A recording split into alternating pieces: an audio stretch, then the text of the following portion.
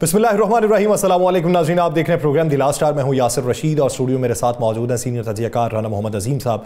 नाज़रीन, इस वक्त सदारती इलेक्शन वाला मामला, फिर करारदादें जो असम्बलीज़ के अंदर पेश की जा रही हैं सियासी कैदियों की रिहाई के लिए, फिर महमूद खान अचकज़ई साहब की एक दरख्वास्त इलेक्टोरल कॉलेज मुकम्मल ना होने पर आने वाले दिनों में ये जो अनरेस्ट है पाकिस्तान के अंदर पॉलिटिकल, क्या इसका खात्मा हो जाएगा? IMF ने जो जवाब दिया है, IMF ने ये कहा है कि $8 अरब की जो कर्ज है मुख्तलिफ़ किस्तों के अंदर वो हम दे देंगे, हम उसमें आपको कर्ज देने के ख्वाहिशमंद हैं, लेकिन अंदरूनी मामलात के अंदर हम मुदाखलत नहीं कर सकते। लेकिन पाकिस्तानी हुकूमत को पैगाम ये दिया है कि जो पॉलिटिकल अनरेस्ट इस वक्त आपके मुल्क के अंदर है इसको ख़त्म कर लें ताकि आपका मुस्तकबिल ठीक रहे, करप्शन का खात्मा करें और ज़ीरो टॉलरेंस उसके ऊपर रखें।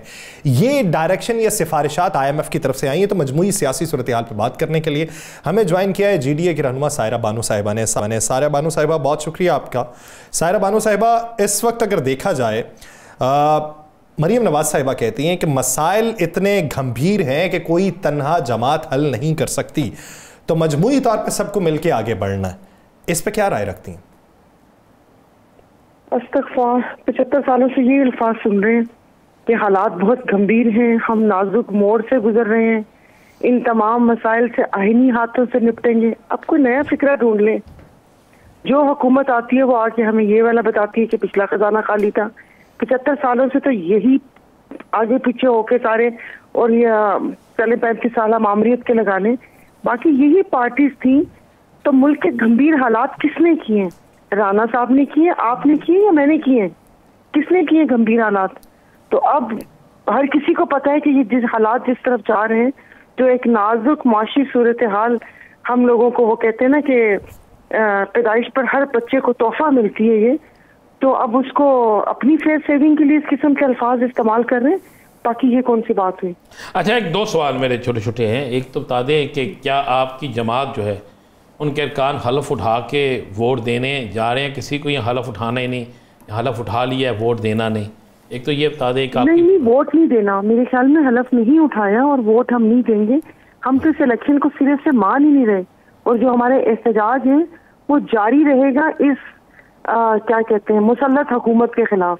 जब तक ये हुकूमत चाहती नहीं है, हम लोग अपना मतलब जो हम लोगों का राइट है एहतजाज का, वो अपनी हम लोग करेंगे। हम नहीं मान रहे इसको। अच्छा, दूसरा भी मेरा छोटा सा मान नहीं रहे तो वोट किस चीज का? अच्छा सायरा बानो साहिबा, आप लोगों ने कहा कि हम असेंबली में नहीं जाएंगे, हलफ नहीं उठाएंगे, हम इस इलेक्शन को मानते नहीं है। एतजाज़ एहसन साहब ये राय रखते हैं कि माजी में PTI ने जो 140 बंदों समेत कौमी असम्बली से इनखला हासिल कर लिया था, वो एक अच्छा मूव नहीं था।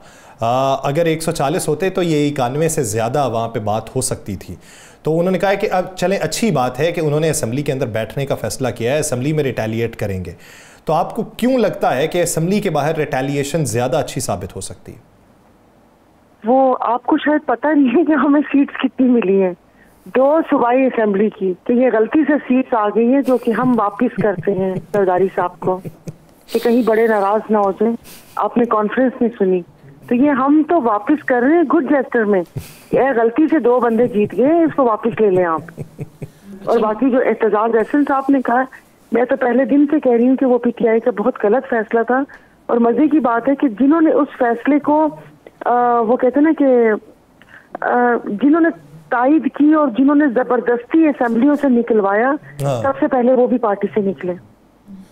सब लोग थे जिसमें, अब मैं बार बार कहती हूँ तो वो फिर अच्छा नहीं लगता, फवाद चौधरी साहब थे, फारूक हबीब थे, परवेज खटक थे, और भी ये परवेज नहीं, आप तो उनके इत्तेहादी परवेज खटक साहब भी उसमें शामिल थे। किसमें? कि असेंबलियों से इस्तीफे दे दें, उस कहने में।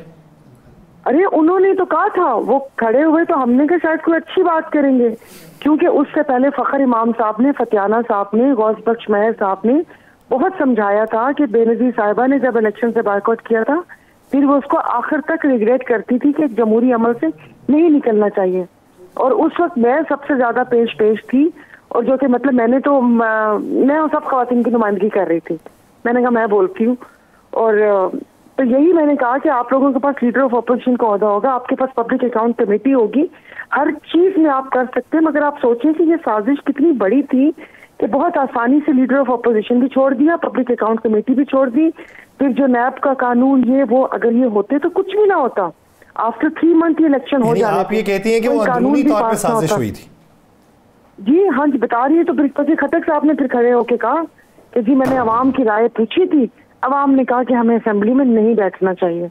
ये 3-4 लोग थे, इनका तो बस नहीं चल रहा था कि ये अगर कोई ना माने तो ये उधर एरिया रगड़ रगड़ के रोना शुरू कर देंगे।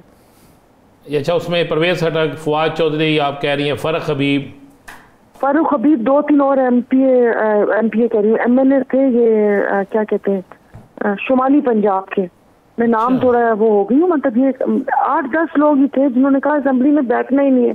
वरना वहां पर बैठा हुआ हर बंदा इस फैसले को वो कर रहा था कि हमें असेंबली नहीं छोड़नी चाहिए, हमें असेंबली में बैठना चाहिए और इनके लिए मैदान खाली नहीं छोड़ना चाहिए। लेकिन अब मुझे नहीं पता, लेकिन इन लोगों ने इतना ज्यादा किया था कि यकीन नहीं करें कि अफसोस हो रहा था कि वो कहते ना कि सब कुछ छोड़ छाड़ कर आ गए और फिर उसके बाद तो आपको खुश होना चाहिए, आपको खुश होना चाहिए, गवर्नमेंट भी छोड़ दी। आपको तो ये देखिए इसके पीछे बहुत बड़ी साजिश थी। जी मैं बिल्कुल दुरुस्त कह रही हैं आप, लेकिन आप तो खुश होना चाहिए। आपके सूबे से सदर पाकिस्तान आ रहे हैं और बड़े बाइख्तियार आ रहे हैं, अब तो आपको खुश होना चाहिए। नहीं, वो सदर पाकिस्तान के इख्तियारात तो ले लिए गए थे ना 16 माह में, काफी कम हो गए थे। और अभी तो शायद पता नहीं, मुझे अल्फाज समझ नहीं आ रहे। बिलावल ने शायद मजाक से कहा था कि क्वीन ऑफ एलिजाबेथ जो लंदन की क्वीन है कि उनके जैसे इख्तियारात हैं। नहीं तो फिर किस मंतिक और मसलहत के तहत आप समझ रही हैं कि वो ये नशिस्त लेना चाह रहे हैं? बस एक अब देखिए अब इसमें क्या वो होता है, अपनी ये आईनी ओहदे इन्होंने अपने पास रखे हैं कि उसमें जो भी करना है, या पता नहीं आगे क्या सोच आए हैं इन लोगों की। जाहिर है कि इतनी बड़ी डील हुई है, इतने बड़े पैमाने पर एक सूबे की डील हुई है और बलूचिस्तान भी दिया गया है, तो इसके पीछे कुछ तो होगा ना। इसके पीछे सिर्फ सामने सिर्फ आपको सियासत नजर आ रही है, सियासत नहीं है। अच्छा ये तो बता दें, ये निकाह कितना अरसा रहेगा?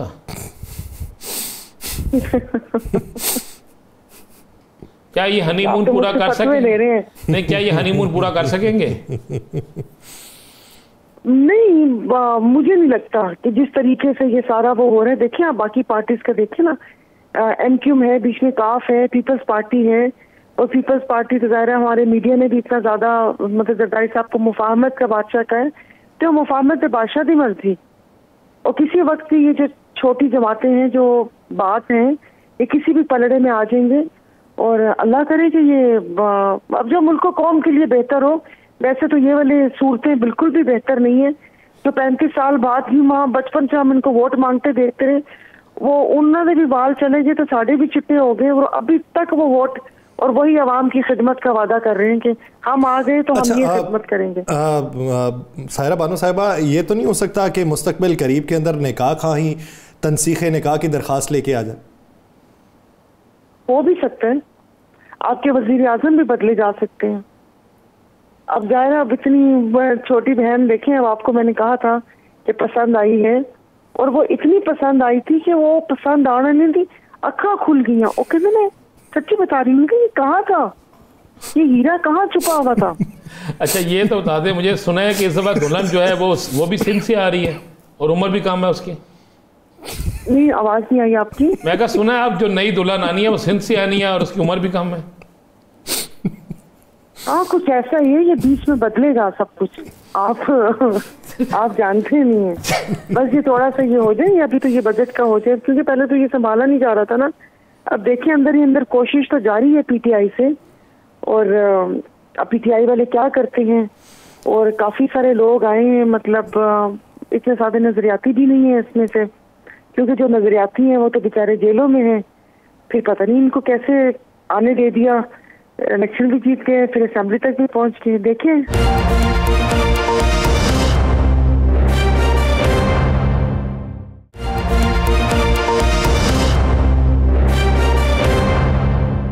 साहिरा बानो साहिबा, आप क्या समझती हैं, मियां नवाज शरीफ साहब ने वजारत उज़्मा इसलिए नहीं ली थी कि पहले उन्होंने कह दिया था कि सादा अक्सरियत नहीं होगी तो वजारत उज़्मा नहीं लेंगे। अब जो मौजूदा सूरत हाल है, अगर फैसला हो जाता है बिलफर्ज यही फैसला हो जाता है कि वो नशिस्तें इसी तरह बांटी जाएंगी जिस तरह बांटी गई, तो 2/3 अक्सरियत तो 224 की बनती है, ये तो 230 हो जाएंगे। तो क्या मियाँ साहब का आने का फिर भी चांस लगता है? नहीं जी, उनका नहीं लगता। वो मतलकल अनान हुकूमत ही चाहते हैं। नहीं तो इसका मतलब बड़ी बहन, इसका मतलब बड़ी बहन जो है कुंवारी रह गई। नहीं, बड़ी बहन कुंवारी नहीं कि बड़ी बहन अपने, सच्ची मैं बात बता रही हूँ कि देखिए कोई बात होनी चाहिए, और उनका एक असूल है, उस असूल पर उन्होंने इनको खामोश रहने का बोला है, लेकिन वो ज्यादा देर खामोशी नहीं चलेगी। जब बहुत ज्यादा खामोशी होती है, आप स्प्रिंग को दबाएं तो स्प्रिंग पूरी ताकत से निकलता है बाहर। ये जिस दिन मियाँ साहब बोले उस दिन तो बस फिर बैजा हो जानी। आपको नजर आता मियाँ साहब बोलेंगे? जी, मियाँ साहब बोलेंगे। मियाँ साहब के अंदर जितना गुबार है मियाँ साहब बोलेंगे। ये बस थोड़ा वक्त आ जाए, थोड़ा सा आगे मामला, ये जरा IMF की किस्त आ जाए, ये बजट निकल जाए, फिर ये होगा। वो मौलाना साहब जितना बोलेंगे या मौलाना साहब से ज्यादा बोलेंगे? मौलाना साहब तो इतना कुछ बोल रहे हैं, पता नहीं, मतलब अरबाब इख्तियार सीरियस कोई लेंदा नहीं पिया। तो वो देखिए मौलाना साहब की पार्टी ने कहा था बहुत पहले कि हिस्सा बकदरे जुस्सा, सारी लड़ाई हिस्सा बकदरे जुस्सा की है।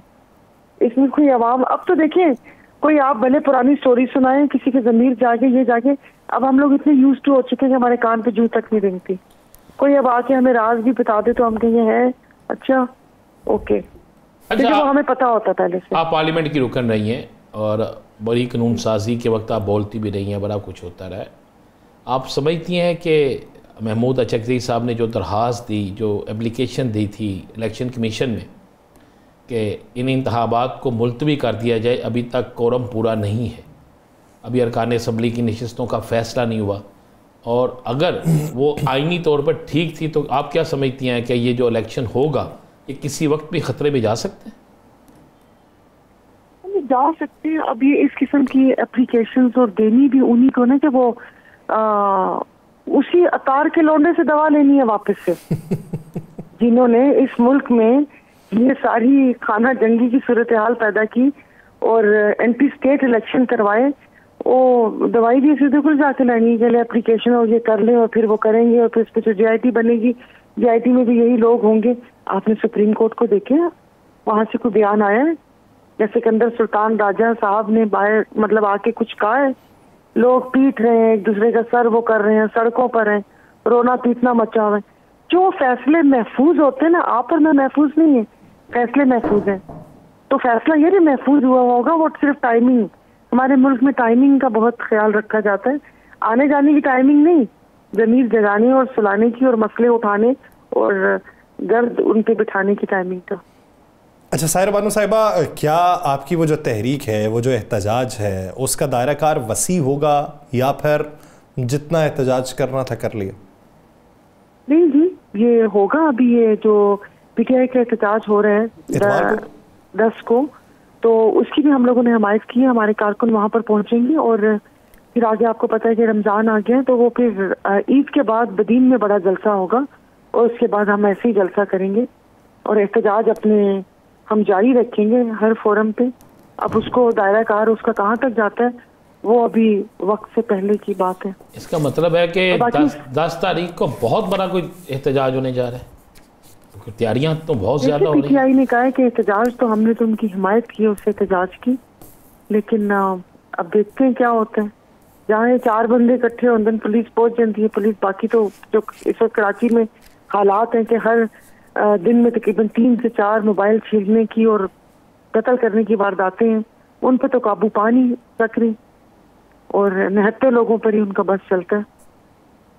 अच्छा, पहले आप लोग IMF की बात कर रहे थे। जी जी, IMF अपने क्लाइंट को नहीं छोड़ती, हम क्लाइंट हैं इस वक्त हुकूमत पाकिस्तान। तो अच्छा खासा उनके पास मुर्गा आ रहा है, वो क्यों छोड़ेंगे? तो आप आने वाले दिनों में कोई रिलीफ देख रही है? नहीं जी, कोई रिलीफ नहीं देख रहे। अब जैसे सिंध में यहाँ पर अवाम के लिए जो हुक्मरानों के लिए तो होता ही होता है। नहीं जी, 7 रुपए बिजली के यूनिट बढ़ गए हैं, अभी उससे और ज्यादा बिजली बढ़ेगी और उसके बाद उसी हिसाब से यहाँ पर तो सिंध में अभी रेट लगना शुरू हो गए हैं फी AC 5000 के हिसाब से। और ये इसी तरह चोरी करवाएंगे और गर्दिशी कर्जे बढ़ेंगे और आप और हमारे टैक्सों के पैसे से इन लोगों ने आशा करनी है, तो रिलीफ तो नहीं मिलेगा। अभी सुना सिंध हुकूमत 22 अरब का राशन बांटेगी गरीबों में। उससे पहले जी ये कॉन्ट्रैक्ट होता है, उसमें से अपना हिस्सा निकाला जाता है और फिर उसके बाद जो हमारे ताजर बिरादरी है माशाल्लाह से, वो रखा हुआ 2 सालों का पुराना सामान उन थैलों में बांट के गरीबों को दिया जाएगा और 22 अरब की इमदाद ऐसे बांटी जाएगी कि ना देने, वो कहते हैं ना कि ऐसे दो कि किसी को पता भी ना चले, एक हाथ से दो दूसरे हाथ को खबर ना पड़े। इधर अब 22 अरब का राशन ऐसे बटेगा कि जिसको दिया जाएगा उसको भी नहीं पता चलेगा कि मुझे मिला है या नहीं मिला। साहिरा बानो साहिबा, मुस्तकबिल करीब के अंदर ये हुकूमत कितना अरसा ठहरती हुई देख रही? नहीं देखिए, एक दूसरे के गले पड़े हुए। अब जैसे पीपल्स पार्टी ने आईनी ओहदे लिए, वजारतें नहीं ली कि लोगों के सामने जाना पड़ेगा, लेकिन बजट में वोट तो देना पड़ेगा। जब आपने वोट दे दी तो इसका मतलब है कि आप शामिल हैं। ये इनका आपस में होगा। प्राइवेटाइजेशन ले लें, पीपल्स पार्टी प्राइवेटाइजेशन के हक में नहीं होती। नून लीग अभी प्राइवेटाइज करेगी PIA, क्योंकि अब उसमें कुछ भी नहीं बचा, कुछ भी खाने को नहीं बचा। अब अगर वो फ्लाइंग ये जो क्या कहते हैं, कोई भी जहाज ना चले, सब ग्राउंड हो जाए, ये तब भी PIA फायदे में होगी, नुकसान में नहीं होगी, क्योंकि वो तनख्वाहें तो हुकूमत पाकिस्तान दे रही है लोगों को। तो इन सब चीजों पे इनके इख्तलाफ होगा। तो देखिए फिर आगे क्या होता है कि कब प्राइवेटाइजेशन के ऊपर इख्तलाफ होगा और उसका मुस्तकबिल क्या निकलेगा, उसके लिए वक्त का इंतजार है। बहुत शुक्रिया साहिरा बानो साहिबा इस अपना वक्त देने के लिए। नाज़रीन, सदारती इलेक्शन के हवाले से अब तक राबिते क्या हैं, राना साहब से जानते हैं। राना साहब चलें, ठीक है आपको प्रोसेस के ऊपर इख्तलाफ है और होना चाहिए बहुत सारे लोगों को, क्योंकि ये अमूमी हालात नहीं, अमूमी हालात में इलेक्टोरल कॉलेज मुकम्मल होता था तो तभी इंतखाब होते थे। लेकिन अब की बार महमूद खान अचकज़ई का इंतखाब जो किया गया, उनको नॉमिनेट जो किया गया है सुन्नी इत्तेहाद की जानिब से, उसमें बुनियादी वजह क्या देखते हैं? देखिए, 2 चीज़ें बड़ी क्लियर है। आपका वज़ीर-ए-आज़म है एक बड़े सूबे से और बलोचिस्तान बड़ा हिस्सा से कमतरी का शिकार है।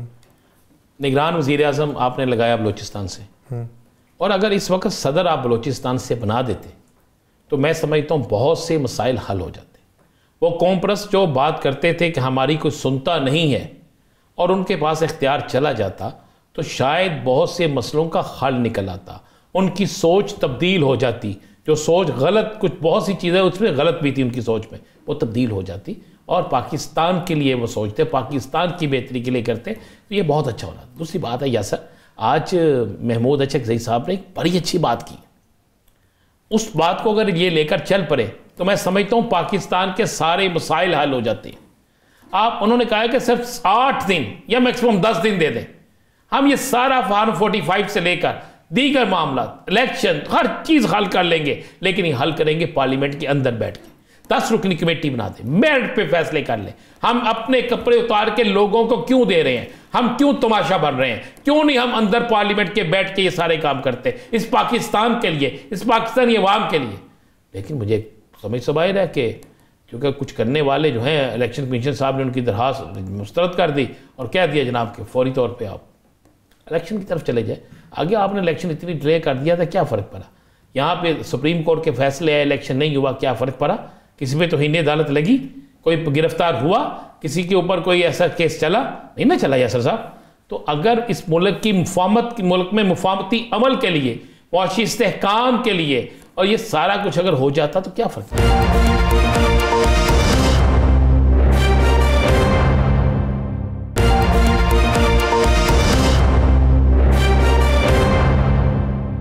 कानूनी तौर पे 12 दिन में सर फॉर्म 45 जो है वो सबमिट करवाने हो गए सबमिट, तो वो भी नहीं हुए, नहीं ना हुए, तो वहां पे क्या हुआ? तो क्या हुआ? कुछ भी नहीं ना हुआ।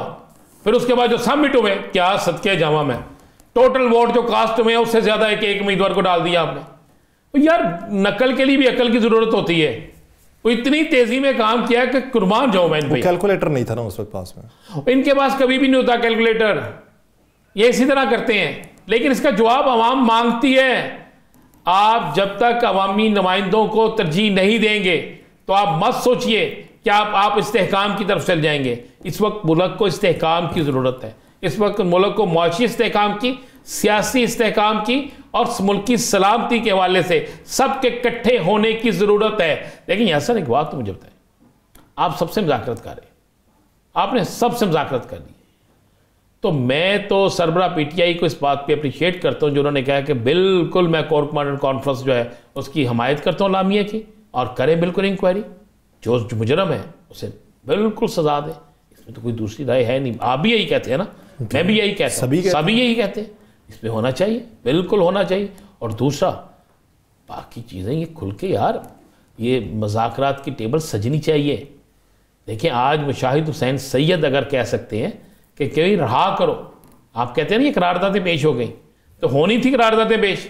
मुझे पंजाब से बड़ी मायूसी थी यासर, मैं आपको खुली की बात हूँ, बड़ी मायूसी थी मुझे पंजाब के अरकान असम्बली से, बड़ी मायूसी थी। तो जीत कहते कि वो कम से कम एक अच्छी अपोजिशन हो तो हुकूमत अच्छे काम करती है, हुकूमत को पता होता है। मैं पहले तो बड़ा मायूस था, लेकिन अब कोई शक नहीं, वो आज बड़ा मैंने देखा उसको वहाँ पे राना आफ्ताब भी बोले, मैंने तैयाब राशिद सिंधु को भी देखा, मैंने अवैस उमर को भी देखा, वहाँ पे तस्वीर पकड़ के सरबराह इंसाफ की वहाँ पे प्रोटेस्ट भी किया, उन्होंने चीज़ें की उन्होंने। लेकिन राना साहब एक बात बताइए, क्या आपको नहीं लगता कि पिछला जो दौरे हुकूमत था उसमें पीटीआई के कुछ लोग, जिनमें लोगों को नज़रियाती इख्तलाफ बहुत ज़्यादा था, तो वो रेशो 20-80% थी, लेकिन अब की बार बवजह मजबूरी उनको ऐसे लोगों का इंतखाब करना पड़ा है कि जो लोग अपने इलाकों के अच्छे शोहरत याफ्ता ना थे, टेक के खड़े रह सकते थे, धमका सकते थे दूसरों को, तो अब वो वाली लॉट ज़्यादा आ गई है और अब रेशो अच्छे बोलने वाले 20% और दूसरे 80%। नहीं, ये बात नहीं, आपकी गलतफहमी है ना। हम अपने गले में ना वही तोप पहन के फिरते हैं, हम समझते हैं कि राना अजीम होगा, यासर रशीद होगा, फलां होगा तो काम चलेगा। नहीं, ऐसा नहीं है। ऐसा अब जो लोग जीत के आए हैं, आप ये देखें नजरिया जीता है।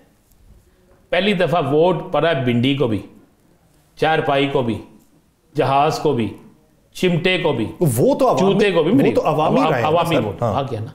जो आया है क्या वो बोला नहीं? जो आया असेंबली में, अगर हमें बल्कि करने ये चाहिए कि हमें उन चेहरों को जो पुराने चेहरे हैं जरा उनको थोड़ा आराम देना चाहिए। हमें यंगस्टर को आगे लेकर आना चाहिए, नए लोगों को लाना चाहिए जिनको पता हो कि आइन, कानून और असेंबली के अंदर किस लिए जाते हैं। सर वो इसकी एक सादा सी अगर मिसाल दूँ, जी बताएं। कौमी असम्बली में वो एक खैबर पख्तूनख्वा से मुंतखब थे रुकन, वो आए और इस तरह वीडियो बना रहे हैं कि ये देखें ये भिखारी बैठे हुए हैं, ये देखें ये खुददार कौम बैठी हुई है।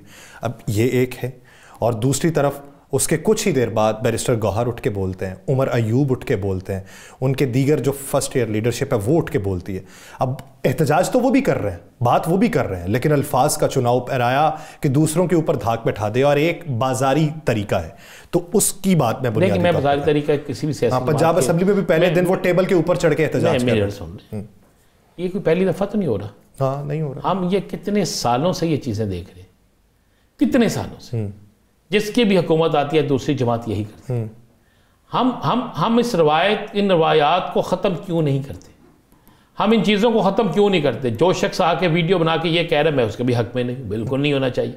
एक बेहतरीन अपोजिशन होनी चाहिए, बेहतरीन अपोजिशन जो तनकीद बराए इस्लाह करे, जो तनकीद बराए तनकीद ना करे, जो असम्बली के अंदर अपनी तनकीद के बलबोते पर इस बात को मनवाए कि वाकई ये काम ठीक था, ये गलत है, ये अवाम को इस तरह देना चाहिए था, इस तरह करना चाहिए था, जो अवामी बात करे, ये तो ठीक है। अगर कोई शख्स ये कहे कि मैं बहुत ज़्यादा गालियाँ निकाल लूँगा और मैं ज़्यादा हिट हो जाऊँगा, तो वो हिट ज़रूर हो जाएगा, लेकिन वो आखिरी बारी होगी उसकी। आप ये इस बात ज़हन नशीन कर लीजिएगा। आप याद करें ना, क्या शाह महमूद कुरैशी की तकरीर में कोई ऐसी बात होती थी? इसी पाकिस्तान के अंदर, इसी पंजाब के अंदर चौधरी परवेज लाई साहब वज़ीर आला पंजाब थे, याद है आपको जी? कोई एक अपोजिशन लीडर, कोई एक अपोजिशन का शख्स जो जेल में था, क्या उसको रिलीफ नहीं मिला? क्या उसको प्रोटेक्शन ऑर्डर नहीं मिले? होते रहे। क्या उनको अदालत में नहीं लाया जाता था? उसमें असेंबली में जो नहीं लाते थे, आपको याद है उसको उनके साथ क्या होता था? याद है आपको अच्छे तरीके से? तो चौधरी परवेज लाई जैसी इस रीत को कायम करें ना, करें कायम, ताकि कायम करने के बाद आपको ये अंदाजा हो कि जनाब हमने इस माशरे के अंदर एक इस्लाह कायम करनी है, इस माशरे के अंदर एक नई रस्म कायम करनी है, इस माशरे में नई चीजें लानी है।